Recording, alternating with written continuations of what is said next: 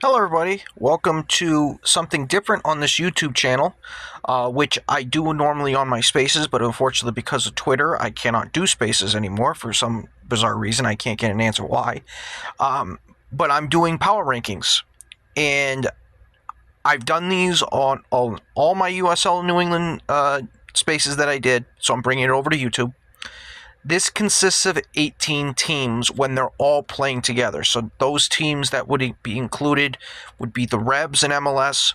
You have USL 2 teams, Hartford Athletic, Rhode Island FC. USL 1 team, Portland Hearts of Pine. When it comes to USL 2, it's 9 of the 10 teams that make up the Northeast Division, excluding Albany Rush. They were in New York, so I'm not doing it because they're not part of New England. Can't do them. And then you have the USLW, which consists of 5 teams, but 4 of those are in New England, and the other one that's not is Hudson Valley Crusaders, which again is New York, not covering them. And then the other one I throw in there is the Boston Legacy of the NWSL. So when they're all playing, there's 18 of them, but now we're in the stretch run where there's only 8 of them. There's only 8 teams that are currently playing or that played last week, so that's why we're doing the power rankings for that. And then we're going to go down to the 6, which will be this next week's, because 2 of these teams are no longer playing, so they're going to be gone. So we're going to jump right into it. I'm going to go from bottom up here. In 8th place, or dead last, for the worst team, you could say, that played last week, it is New England FC. You can't say any more than them. It was a joke. That's the best way to describe it. Just an absolute joke. They go 12-0-2. That's 12 wins, 2 losses. Only 2 losses were to Vermont Green. They make the playoffs for the first time in their history as a club. Well, for USL 2 at least. And it was their second year. So they were playing a team that was Ironbound SC, who kind of on a miracle run themselves, because they were bottom of the conference, or bottom of their division in the Metro for the first 3 years of their existence. And then in the 4th year, they decided, we're going to start playing now. That being said, I had my doubts on New England FC because they had trouble beating the bottom teams in the Northeast Division. It reared its ugly head on Tuesday. It really did. And they played like ass. I mean, this was just a forgettable performance. You are the home team. You are the home team in Linfield, Mass. High School. That's where your home field is. Because you don't have a home pitch. You're just kind of one of these nomad teams.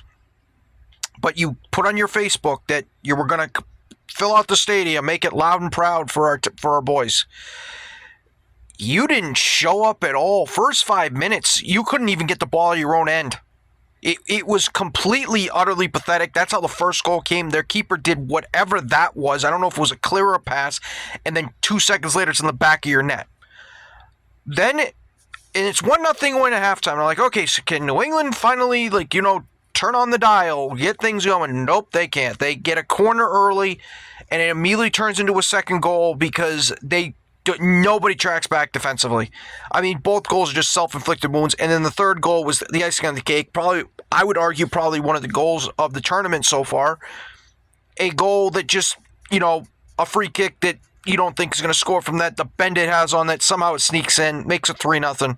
You got that going for you. But they're dead last year because that was truly a pathetic display by them. And they basically justified everything that I had been saying about them, my concerns of them coming into these playoffs. Yeah, you won 12 games. You barely beat the bottom teams. And when a team like Vermont, another playoff team like Vermont, plays against you, you completely shit the bed.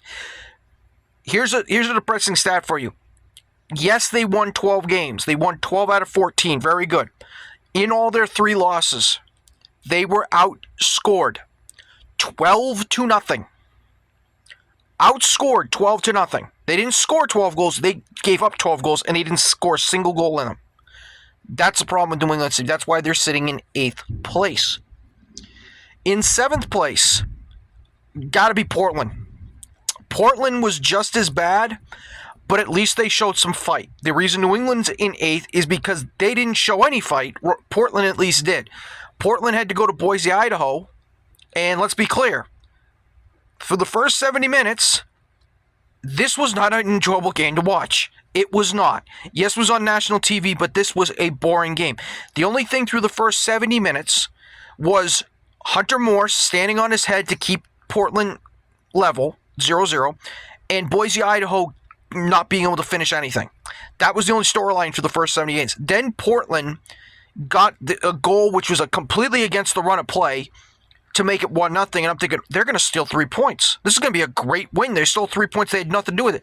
They immediately then conceded the goal. If you can hear thunder, sorry, I can't do anything about that. But they immediately concede, like they've done all season, and then they concede on the last kick of the game. It's just annoying with this Portland team. I already did a video on them on that, about the state of them right now, and how pissed I was off that night. But that's why they're here in 7th. They're just above New England, only because they showed a little more effort than they did. Number 6, I have Hartford Athletic. And you're probably thinking to yourself, why do I have Hartford Athletic in 6th, considering they got shut out again and showed nothing against Rhode Island? Here's the reason why I have Hartford in 6th and not Portland. Hartford didn't concede another late goal at the end. That's why. And defensively, they look good. Offensively, they're still a joke and a train wreck. If Coffey's not scoring from, no one is. That's what they are at this point. But that's the reason why I got them. They lost 1-0 in El Clamico, or as I call it, El Succio, because that's how both teams were. Completely unwatchable. Number 5, I got Boston Legacy here. Now, the reason I have Legacy here is they played 2 games. They won the game they were supposed to. Well, the game they could have, and they did. And then they lost the game they weren't expected to win against. So I give them credit for that. They played well on Wednesday, or was it Tuesday or Wednesday? They played well in the midweek, and then they lost 2-1 on Sunday. So I give them credit there. That's what I'm saying. I give them credit there. But that's why I got them at 5th. So that's the bottom half. Now we're to the top half now. Number 4, I have Rhode Island. Rhode Island is where I have them here because, yes, they did win 1-0. Yes, they got a clean sheet. Yes, they got their 3rd clean sheet against Hartford Athletic. Can you do that against other teams? Can you score more than 1 goal? Can you do anything competent to make yourself look like a playoff team? No? Oh, okay. That's Rhode Island this year. So you're in 4th place. 3rd place is the Revs. Revs haven't played in 2 months. In fact, I can tell you, because we're going into this week where the Revs are resuming, that I have had 1, 2, 3, 4, 8, 9. This is the 10th power rankings I've done. So like I said, I've done these on the spaces, so I'm not going to go over all of them. But I would say the Revs, from when I started them in 1st place, they are now... I would say they're right. They've been roughly in the 4 to 5 range when it came to the power rankings. So that's where they've been consistently been. That's where they are right now. They're 3rd right now. The only reason they're 3rd is because the teams are stopping to play, so they're going to move up a little bit. So we'll see if they can move up and get back to the number 1 they had before they went into their hiatus. That's what I'm basically saying here. So they're in 3rd place right now. And then number 2, it's both Vermont teams. Number 2 is Vermont Green, the women, who have consistently had them in 2nd place for a while now. They unfortunately lost the final in penalty shootouts, but it was a great match. They tied it at the death. They had chances to win it. They had a goal taken offside.